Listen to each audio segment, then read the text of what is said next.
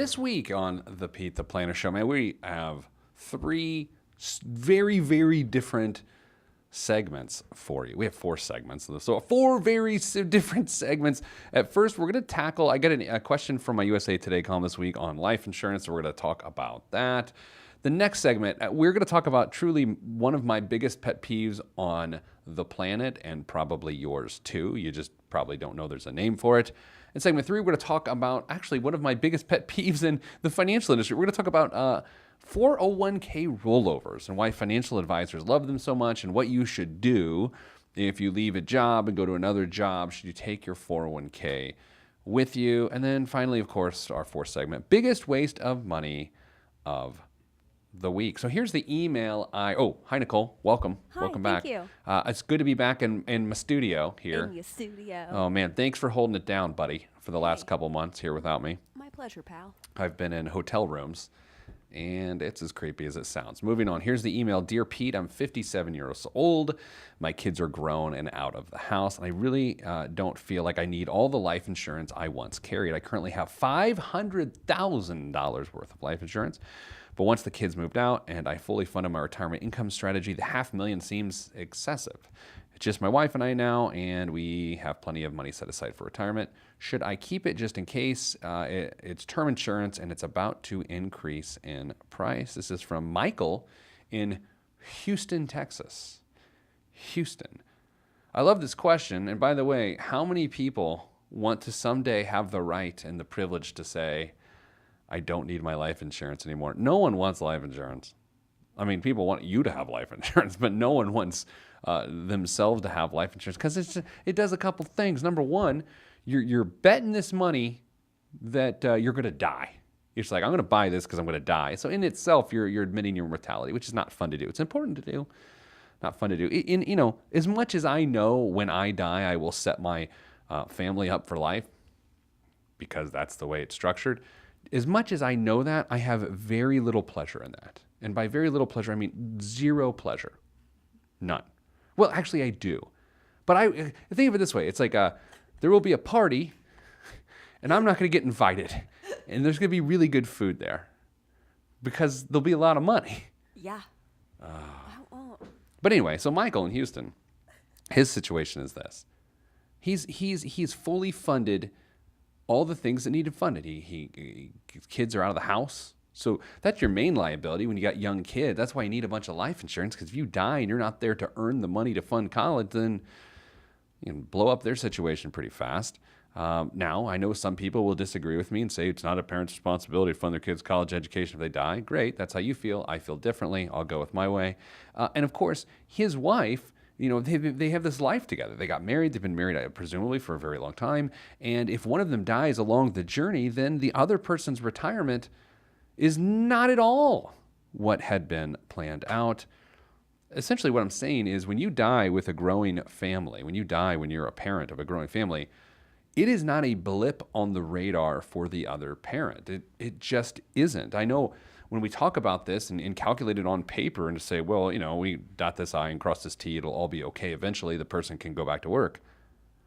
We're talking about the most traumatic experience of a person's life. So we're going to go through a horrible exercise that no one ever listening to the radio wants to do, or anyone with ears that hears anything at all wants to do. I want you to think of, presumably if you've not had a spouse die, okay? So this right, I told you. Let's assume your spouse has not passed away. I want you to now think of the worst thing that has actually ever happened to you. This is great radio. This is really amazing. I need a drink. Really outdone ourselves. We need drinks. And now I want you to think, man, when my spouse dies, it's going to be that much worse. Man, that was good, wasn't it? Yeah. This is such good radio. Here's my point. You're not going to want to deal with dotting I's and crossing T's so you can make ends meet. You just aren't. As a former financial advisor who's been through 8 or 9 of these things, where I've been there to help pick up the pieces for people that both did and didn't have life insurance, let me tell you, in every circumstance, it is the worst thing anyone's ever been through, and we're all going to go through it. And how uplifting is that? But it's true.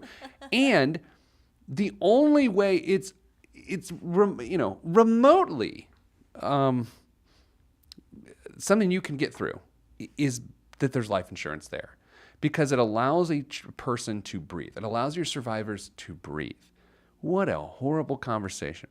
However, Michael is through all of that. It is wonderful. He doesn't have to worry about that ever again, because really, if you don't have a fully funded retirement, even if your kids are out of the house, you need life insurance, because if you die before you fund your retirement, then your spouse of decades is just sitting there going, well, that didn't work out for me. Guess I'm going on to Match.com. Like, what do you want them to do? But again, Michael doesn't have to worry about that. Now, there are other reasons that individuals have life insurance. So it is important for someone like Michael to go through those reasons to see if any of those reasons pertain to him. And I don't know if they do, but here are the different reasons. To cover specific debts. Doesn't seem like that's a thing for him. Tax planning strategy. Again, I don't know how well prepared he is for retirement, but that could arguably be a good thing for him. Charitable giving. Look, I got to be honest. Part of my life insurance strategy is when I'm. Did you hear that sound? That was dead. I like how that's your sound for death. Yeah. It's also pass me a beer. Yeah. If I'm with my buddies, I'm like, that means hand me a beer, or I just died. It's one or the other. It's one or the other. They have to look. I want really engaged friendships, bromances. Anyway. Part of my life insurance strategy is that there's charity involved. There's organizations that I like to leverage insurance to have them be the benefactor of. Then also wealth beneficiary of. Did I say benefactor? I did. Wealth transfer obviously is a good reason for life insurance. If it's important for you to create generational wealth, by all means have a bunch of life insurance. It is not important to me at all to create generational wealth. I don't particularly care for that. But that's your own choice of what you want to do. And then... And this is where it gets a little weird again, because it's why not start off the show with super weirdness this week, since I'm back in my studio. I'm wearing a little denim jacket you can see on pizzaplanner.tv. It's a cute little piece. Final expenses. Final expenses are another reason to have life insurance. Since we actually don't get to determine how our final chapter is written, that was a euphemism for being dead, sometimes it's long and drawn out, and sometimes it's not. You are going to need money at the end of your life to settle your bill for good. You just are. Whether in your box, a big box, a little box, I don't know. You're going to need money. And back in the day, you could get away with that for like $10,000, $20,000. Not so much now.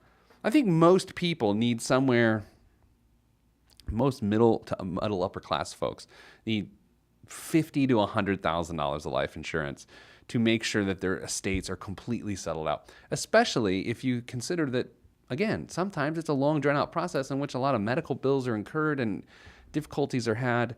So I like to see most people with $50,000 to $100,000. So what Michael should do, and if you happen to be like Michael and you don't feel like you need all the life insurance you have now, you don't need it going forward, he needs to convert $500,000 down to like $100,000. So he's got a term policy. He should go to his insurance company and see if he's still under the conversion umbrella. How about that for a good jargon for you this week? Conversion Umbrella, Nicole, was the name of my garage band in high school. Was it really? Yeah, Conversion Umbrella. No, it wasn't. But he should see if he's still in the conversion period. And if he is, all he would have to do is do a partial conversion. And then the good part about that, why you would want to always convert a life insurance from term to permanent in this scenario, is because then he won't have to medically re-qualify for the coverage. Let's say, and let's just take it all the way dark. Michael was in good health for a good time, but now all of a sudden Michael has cancer, right? And so, I know but it tells for illustrative purposes. Michael probably would not be able to get life insurance right now if he went out and bought it off the street if he has cancer, but because he's got a conversion privilege, he doesn't have to re-qualify medically. He will get the insurance as though he's perfectly healthy. See, Nicole, that does make sense. It does make sense. So you kind of brought it like back around. Now we're okay. Why are we going so dark today? I don't know. I was just going to say, geez, we bring it back into the studio for one day. I'm so excited. I got so much energy. I'm not in a hotel, for God's sakes. Although I will be next week. Oh, man, I can't get out 2 weeks. No one knows. Okay, here's what we're going to do. We're going to take a break. Oh, so bottom line is this. Michael, you need $100,000 probably of coverage. You don't need $500,000. Convert it. They will update your age clearly because let's say you bought the coverage when you're 37. You're now 57. So you're going to have to pay for a 57-year-old's permanent life insurance policy. However, here's the good news. It will be based on your health at age 37 if you have that conversion privilege. If you don't, then that nurse is back to your house. You're doing whatever in a cup, and they're drawing your blood, and it's not great. And by whatever in a cup, let's move on. All right, coming up after the break, my biggest pet peeve in all of consumerism. Like, as a consumer, not like I'm not angry at other people's consumerism, which is also, possible with me because you just never know. As a consumer, what we are talking about in the next segment drives me insane. It is why I don't think I will ever fully trust corporate America. It is the biggest sham, scam, wool pulled over all of our eyes of all time. Now that's a tease. See me back here in a couple minutes and we'll talk about what it is. I'm Pete the Planner.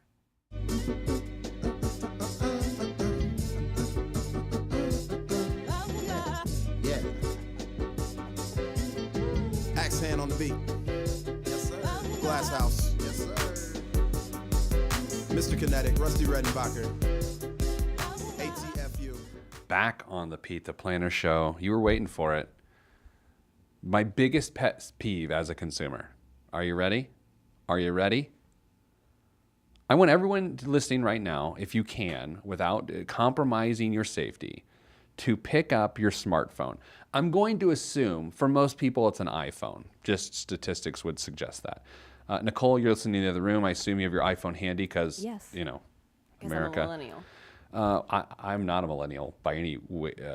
I want you to pick up your iPhone. I want you to turn it over, and I want you to look at the bottom of your iPhone. Okay, so if you're watching on Pete the Planner.tv, the bottom of the iPhone where your lightning port is, okay?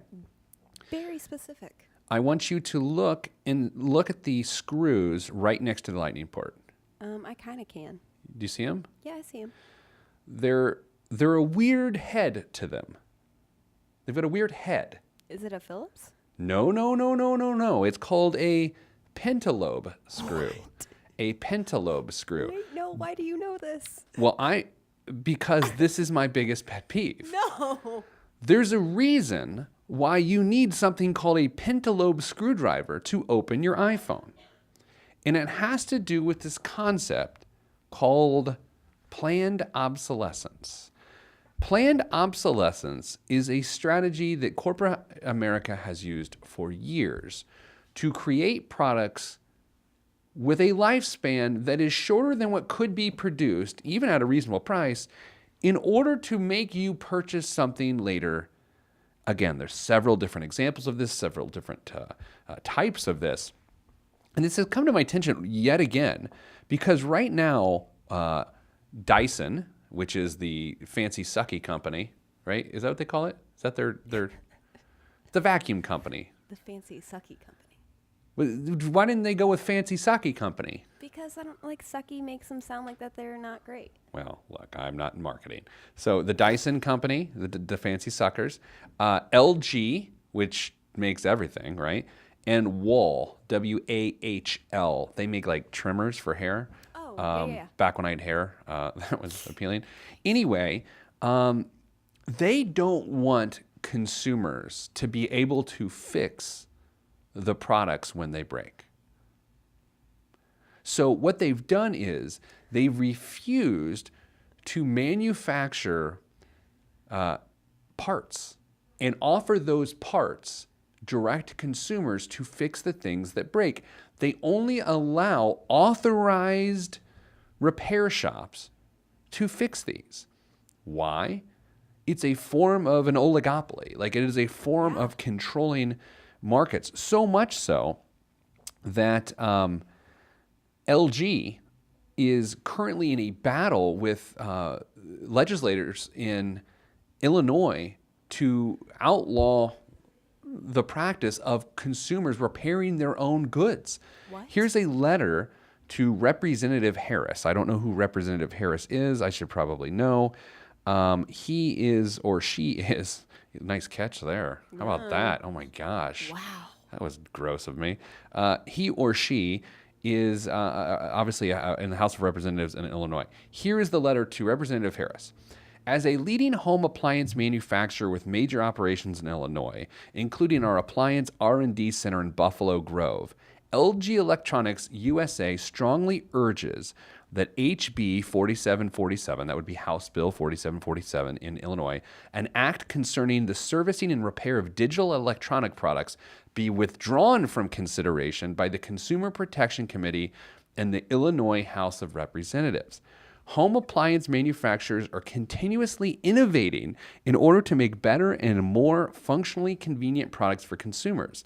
This includes ensuring that consumers have access to highly educated and trained and certified repair technicians. LG works to not only ensure that authorized repair providers are properly trained and certified, we also take necessary precautions so that when a repair provider enters a private home, that the homeowner as well as the property are safe and secure.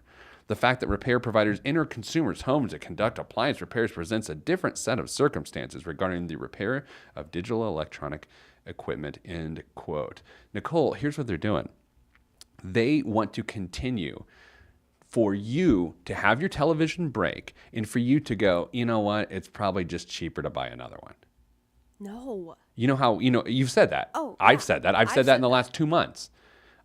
And I've just decided to like rock with the broken TV because I can't do it. No.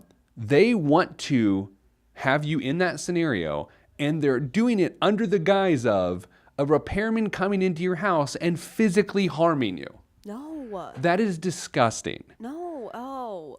I cannot stand planned obsolescence. No. In the same spirit that iPhones, Apple decided to slow down everyone's phone with 2 or 3 operating system upgrades. Do you remember this like a few months ago? Yeah. When the new phones came out, they slowed down everyone's phones that already had phones so that people would get frustrated and go buy new phones. Exactly what I ended up having to do because my phone no longer worked like a phone. Let me tell you this. We built our house in 2007. We have toilets in that home. You have toilets in that home? Yeah. No way. Yeah, indoor plumbing. Wow. They are, I believe, Mansfield stools, as they say in the biz. They're from Mansfield. Here's what I know. I think I actually talked about it on the show a few weeks ago. We had an issue with said stool. Yes. I went and got a 79-cent piece at the hardware store and fixed it, and now it's fixed. That's the way this should work. Yeah.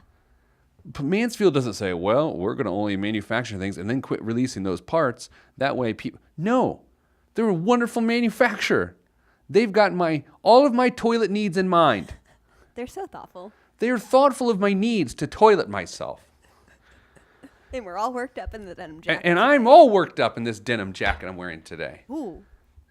But do you see my point with planned obsolescence? Like, I find it to be a violation of a relationship between a manufacturer and a consumer.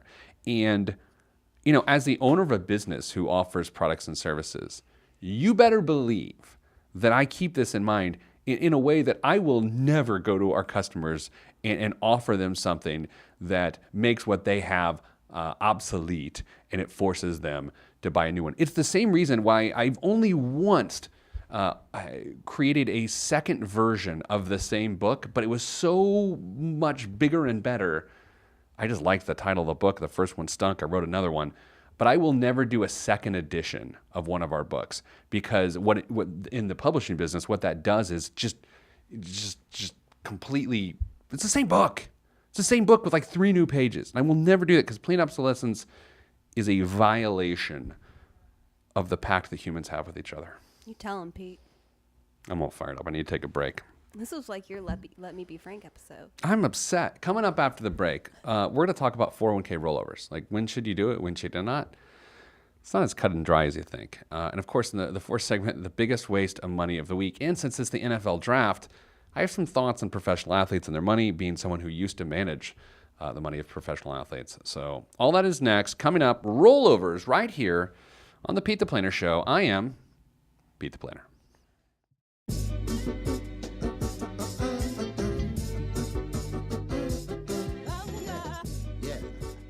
One of the most common questions I get on a regular basis is, hey, I'm leaving my job. What do I do with my 401k? I mean, if you see a billboard as you're driving down any interstate in this country, you're going to see a sign that says rollovers? ? Give me a call. And it's some local financial advisor who wants to roll over your 401k. Well, what does that all mean? Should you roll over your 401k? And so much more. And to help us discuss this, I welcome Sarah Krapik, who's an education specialist at Strategic Retirement Partners, SRP.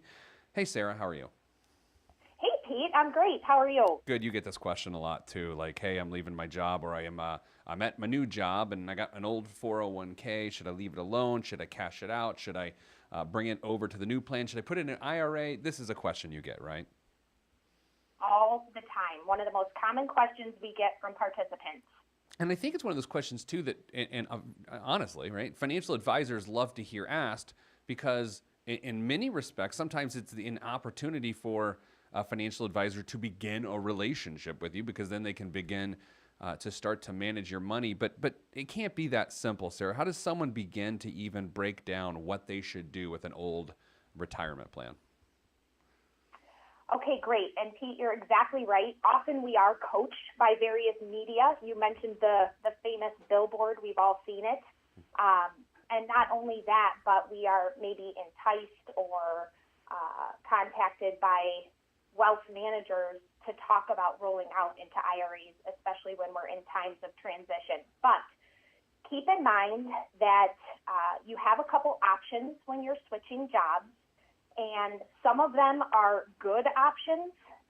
One in particular that I want to warn against is a very bad option, and that is cashing out your plan, right? So as long as we've established that you have moved on beyond the decision of cashing out in transition and you're truly considering a rollover, first thing you want to think about is that you don't have to make a quick decision, okay?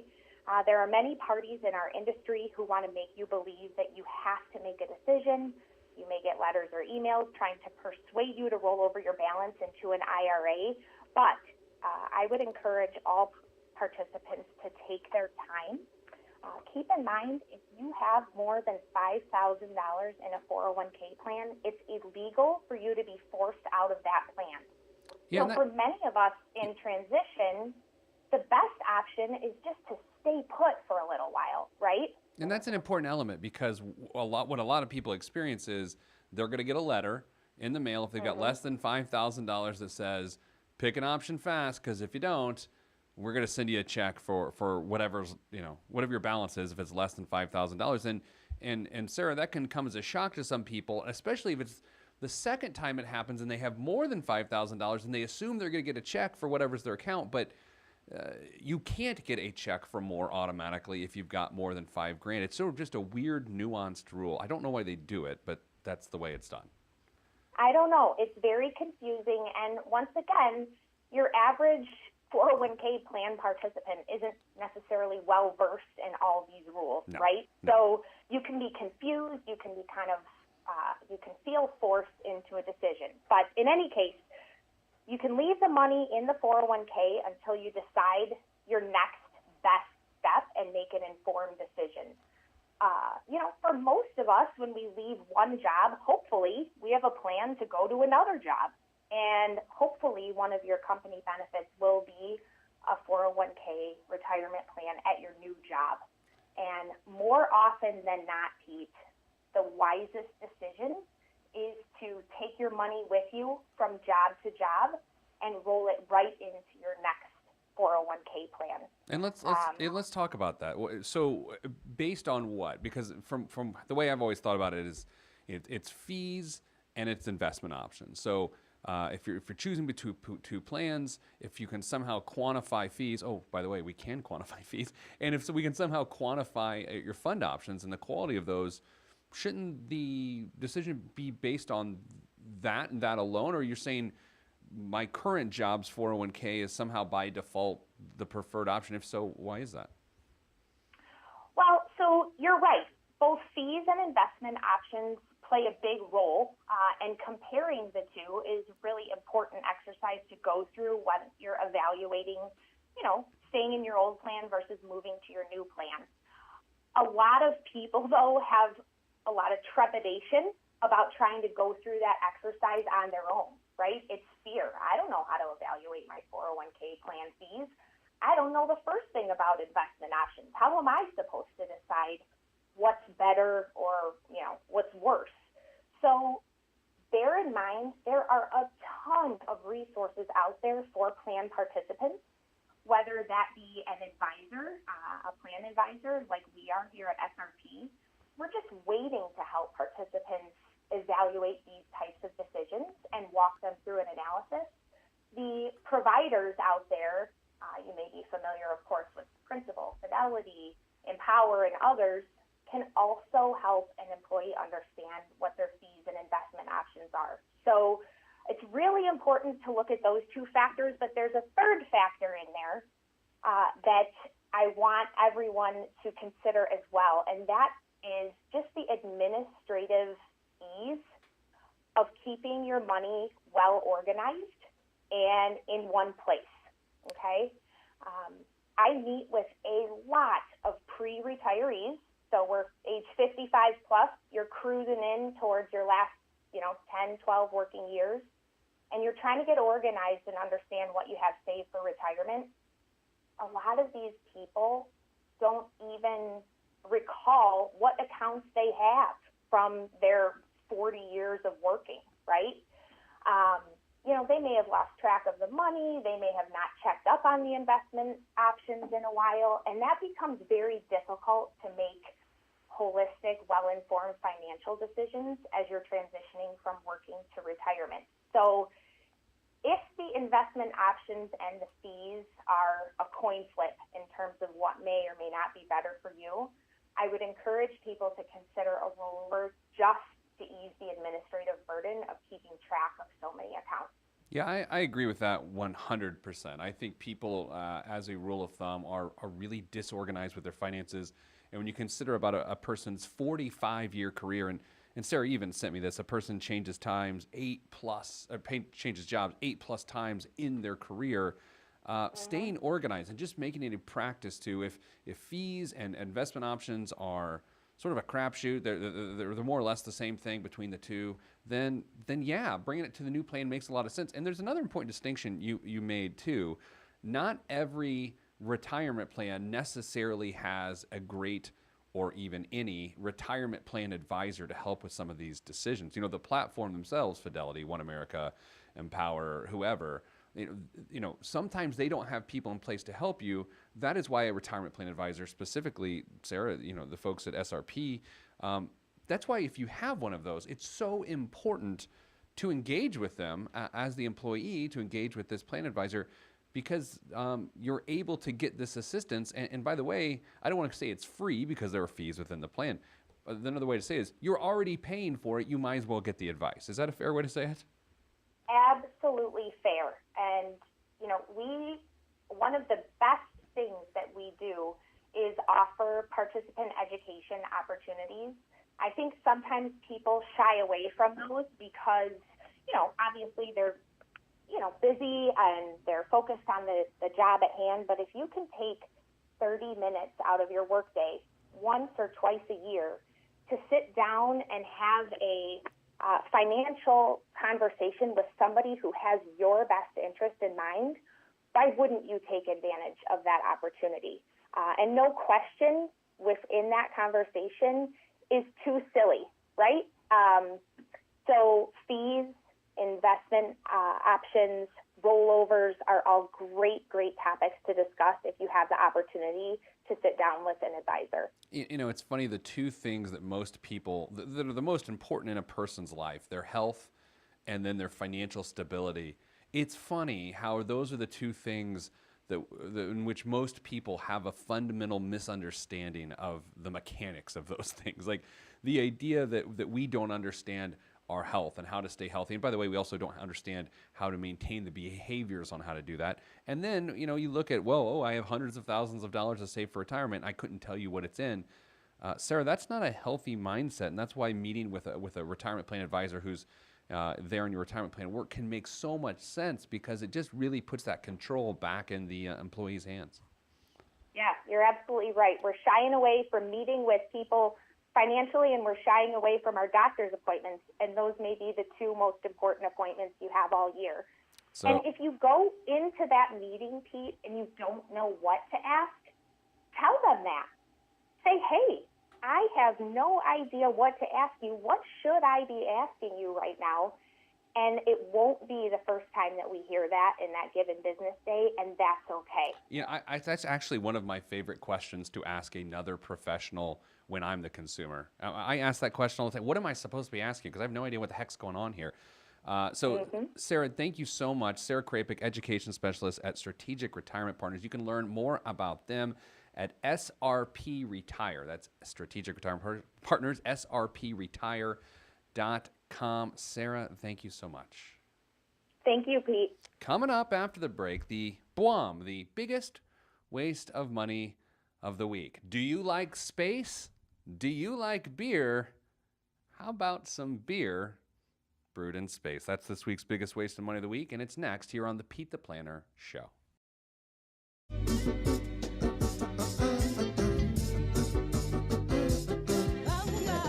Yeah. Axe hand on the beat. Yes, sir. Glass House. Yes, sir. Mr. Kinetic, Rusty Redenbacher. ATFU. This week's biggest waste of money of the week here on the Pete the Planner Show is Vostok Space Beer. Yes, Vostok Space Beer. You heard me right. Future space travel adventures will include beer. At least they should. But in zero-gravity conditions, our senses are altered. So drinks taste different. And pouring them is another problem entirely, as you can imagine. Vostok Space Beer is a collaboration between Four Pines Brewery and Sabre Astronautics in Australia. The beer itself was brewed with a zero-gravity environment in mind, using a dry Irish-style stout recipe, while a special insert was created in the bottle that wicks the beer from the bottom to the neck, providing enough surface tension so you can drink Vostok directly from the bottle in space.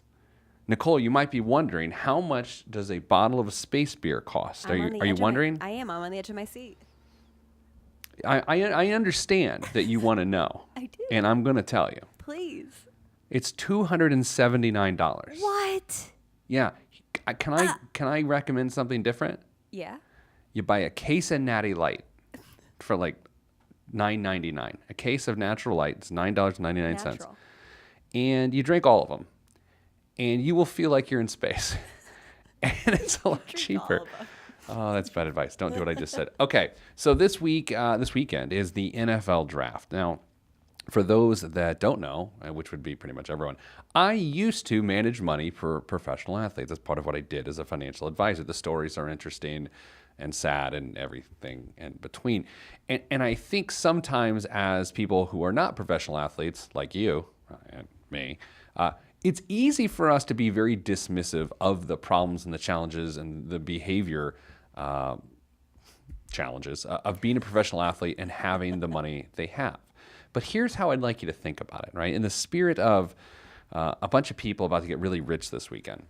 The average pro athlete's career, average NFL athlete's career, I believe is just under 4 years, right? So whatever their career earnings are, on average, lasts about 4 years. And again, I know what you're thinking. You're thinking, well, they can just find something to do after that. So I'm not going to feel sorry for them because they made a bunch of money in 4 years, and then they don't have anything they can figure out something to do after that. Okay, it's a fair argument.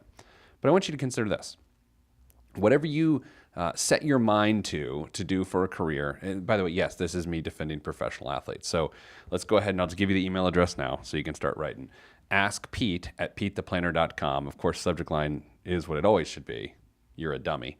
So ask Pete at PeteThePlanner.com. Here's the thing. You have a 45-year earning window for your career, and you may earn a couple $1 million over the course of that career.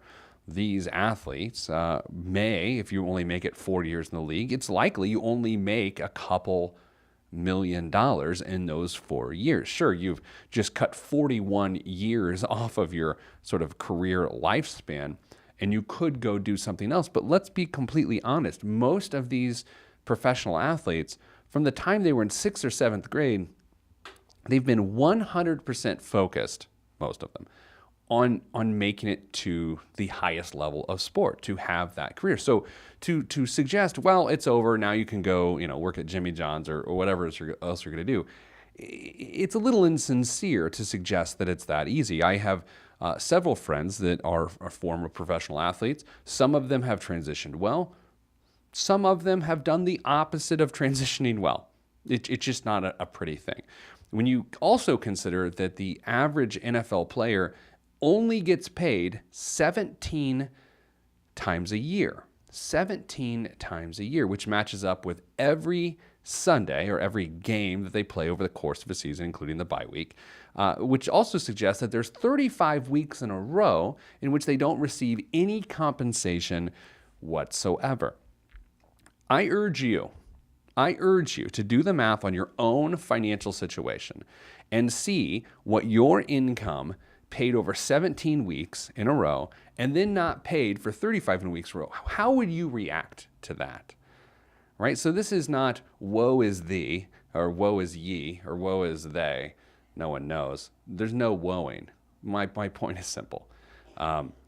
There's a lot on the line this weekend for these guys, and I'm always rooting for them because for some of these guys, it's a chance to change their family forever.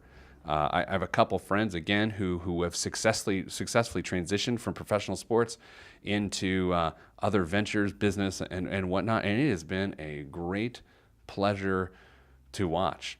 I love it. It's fascinating because not only have they set up their family for generations to come with their wise ways, but they've also made a big mark in the community. You know what, Nicole? This reminds me.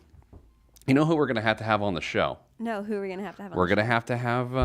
I don't want to spoil it in case he says no, and then we're left holding the bag of feeling awkward. But this gives us leverage. Oh, it does. I like the way you think. Thank you. But he was in the office a couple months ago. You know what I'm thinking about? I do. Don't say it. So you know what? There you go, Nicole. Can we reach out to him? Yeah. Have a little pro athlete edition of the show. Have that guy on. We're writing shows while we're recording a show. It's that easy. When I used to manage money for professional athletes, here's more or less how we would do it. Okay, so anytime you'd get paid, you would push all your money into a fund. Now this already sounds shady, doesn't it? Does. Man, this sounds shady. Push all of your money into a fund, especially if you're a high round draft pick or you get a big signing bonus or you're getting a big contract. Let's say you put $5 million or whatever, $2 million, doesn't matter, over into a fund. And then every time you get paid, all the money goes into this fund and you essentially are paid a salary for the rest of your life off of that money. So, for example, if you had $5 million set aside in a fund, then you would be paid $250,000 for the rest of your life based on that initial $5 million. Even if you never put another $5 or any more money towards that. That's how a lot of times professional athletes work with their financial advisors to have a realistic lifestyle for good. Now, if you live in a city like Indianapolis or somewhere in the Midwest where $250,000 more or less makes you a Rockefeller, it's a pretty darn good plan. Yeah. Now, if you're working out of Washington, D.C. or the Bay Area or something like that, given $250,000 for the rest of your life, not such a great plan.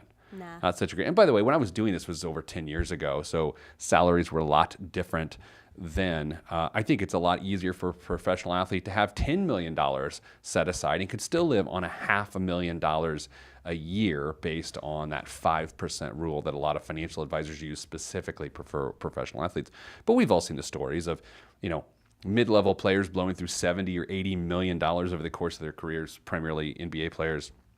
And it's a horrific thing. It's very quickly we lose all of our empathy when we read those stories, although we shouldn't because we all have our own special challenges. That's it this week for the Pete the Planner Show. Well, hopefully we'll have a football and money edition coming up in the next several weeks. That sounds nice.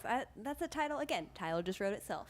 That did. I like it. It makes it easy. It does. I'm so glad to be back in my studio. I've been on the road for 2 months. I've been doing the show out of hotel rooms via my computer. So it's so nice to have my SM7B, my beautiful mic, back in my face.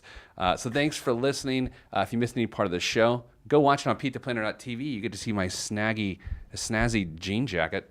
I know it's a little weird. Go watch it now, PeteThePlanner.tv, or go to PeteThePlanner.com/podcast.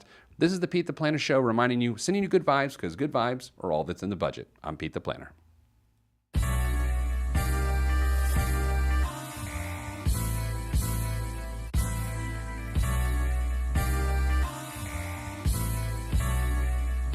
This is where I came from. Planet Lovetron, where we drop love bombs, funk missiles, and live in soul shelters. No helter skelter. The heat don't swelter because everybody stays cool.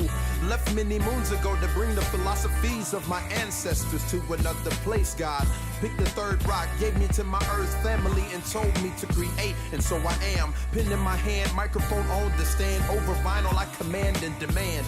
Magnificence in an instance, I can make you dance, cry, or love. Fly as a dove, released from Everest. The fresh is fresh, and you can call me E.T. Word to John Tesh. Let me bless this harmonic presentation. It's amazing, so amazing. I'm the reason. Salutations, I bring you Lovetron greetings from a faraway land. I am the sole controller. Put the remote down and let me take control. You're now a part of my zone, so enjoy yourself. Lovetron can restore your health. I bring you greetings, salutations. How you doing? And is that how y'all say it? The tinkling of the keys is an homage to the little star. I sojourn over poetic descriptions of sound and travel to my other world. Out of this world, spaceship on my arm took me home, fueled by the ink and the megabytes and the hypertext transfer protocol, stronger than the Skynet and the Terminator. I push faders into warp speed, glide with